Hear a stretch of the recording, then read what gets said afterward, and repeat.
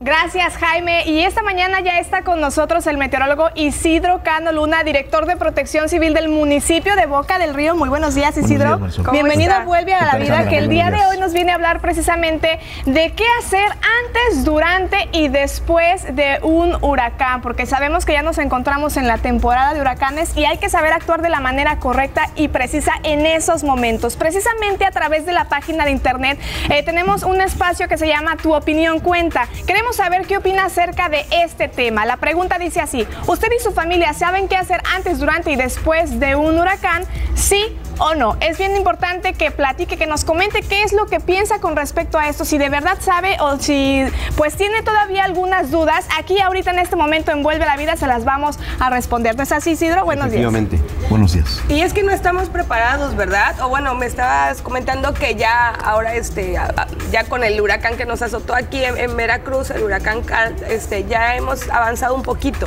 Hay algo de lo que es la cultura de la prevención, pero también es muy notable que ahora la rumorología, si nos afecta de alguna manera muy severa, se genera algún rumor y muchos ciudadanos empiezan a creer en él sin dar, efectivamente, sin dar crédito a lo que les está diciendo la autoridad, quien es la responsable, quien tiene la información de primera mano para atender este tipo de situaciones, pero se trabaja todos los días en este aspecto de la prevención. Cuando se presenta un fenómeno natural como un huracán, ¿quiénes son los que de antemano nos tienen que avisar oficialmente que es real, que se va a dar? Bueno, cuando hay una serie de pasos a seguir en donde las autoridades que tienen que dar la información son las federales, la Comisión Nacional del Agua, que tiene a su cargo el Servicio Meteorológico Nacional, la Secretaría de Protección Civil del Gobierno del Estado de Veracruz, que tiene un área de meteorología, o bien ya una vez que esa información ha bajado a las presidencias municipales a través de las direcciones municipales de Protección Civil. Ellos son los encargados de proporcionar la información fidedigna casi cada hora cuando tenemos al sistema ya muy cerca de alguna de las costas mexicanas, de manera muy puntual, para dar estas recomendaciones al ciudadano en general. Y hay que estar pendiente a través de los diferentes medios de comunicación para dar el seguimiento, ahorita que es la temporada de huracanes, precisamente dar el seguimiento a lo que empieza como tormenta tropical, para ver qué paso lleva y no vaya a ser la de malas, ¿verdad?, que llegue nuevamente a Veracruz y tener las medidas preventivas, como usted dice, que además Protección Civil siempre informa a través de los medios. ¿Qué es lo que necesitamos básicamente tener a la mano? Bueno, sí, él tiene un ciclo de vida, lo que es un huracán. Empiezan por ser intensas zonas de baja presión, luego pasan a la categoría de depresiones tropicales. Cuando sus vientos máximos sostenidos alcanzan los 63 kilómetros por hora, en ese momento se convierten en una tormenta tropical y se les asigna un nombre propio. Hay una lista que ya está establecida con mucha anticipación de 21 nombres para el Golfo de México, para el Mar Caribe y para el Océano Atlántico. Es en general para todo el Océano Atlántico. Es una lista en donde de manera alternada van apareciendo un nombre masculino y uno femenino y siguiendo un orden alfabético, y cuando se nos da el aviso de que en el Golfo de México hay alguna tormenta tropical, algún huracán, es en cuanto a la ciudadanía tiene que empezar a poner especial atención por el rumbo que va a seguir. Claro. Cuando se nos avisa que ese sistema ya se está acercando a las costas de Veracruz, es cuando hay que incrementar esa atención y estar atentos a las recomendaciones de las autoridades. Como primer paso, antes de la llegada de un huracán o de una tormenta tropical, es no atender rumores. Eso es fundamental. Analizar bien la información que se está recibiendo de la autoridad que se está recibiendo. Si nuestro hogar, nuestro domicilio no muestra condiciones de seguridad, es decir, si nuestra casa es de madera, tiene techo de lámina o se encuentra en un lugar que puede ser susceptible de inundarse, que presenta un riesgo, un alto riesgo, hay que empezar a tomar la consideración de a dónde nos vamos a dirigir. ¿Sí? Nos podremos ir a algún albergue, a algún refugio temporal, nos podremos ir a casas de amigos, de familiares que sean más seguras, siempre llevando con nosotros la documentación importante.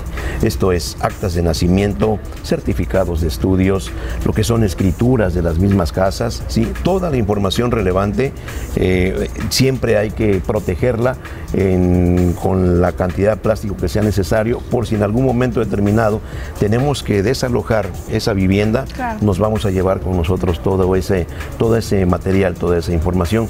Si nuestra casa es segura, ¿sí? Lo primero que tenemos que hacer es una limpieza en el techo de la misma.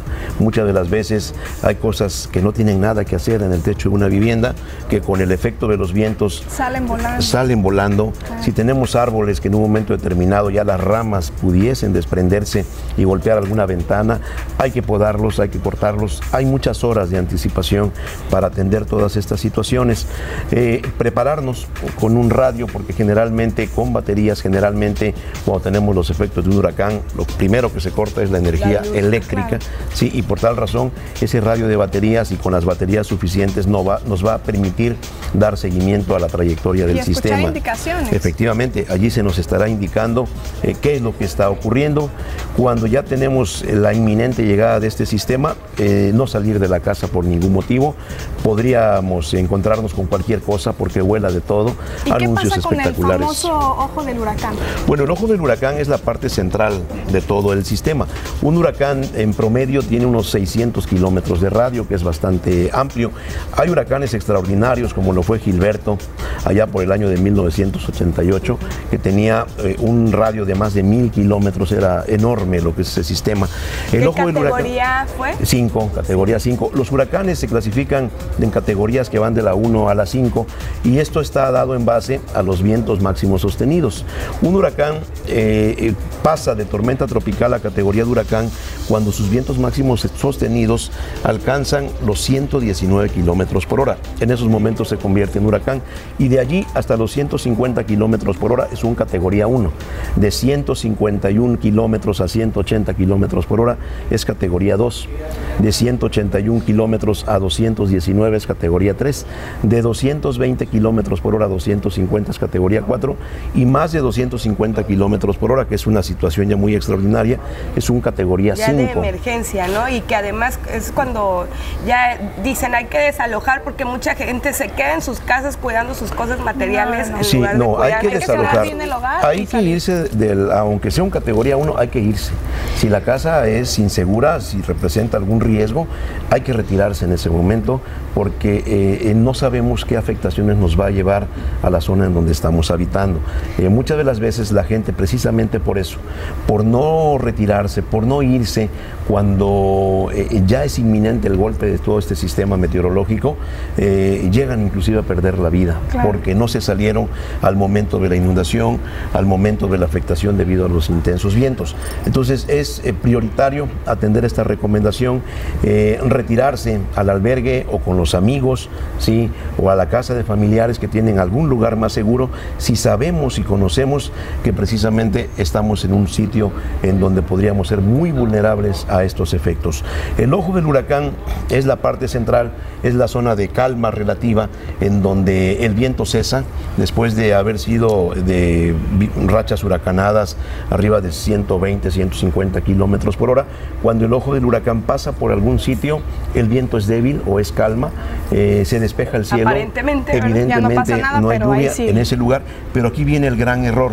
Mucha de la gente, en cuanto nota que ha cesado el viento, la temperatura se eleva, se despeja, sale a ver qué puede recuperar, sin saber que detrás viene la parte más intensa del huracán. La pared trasera del huracán, lo que conocemos como semicírculo peligroso, es la que trae mayor intensidad de vientos.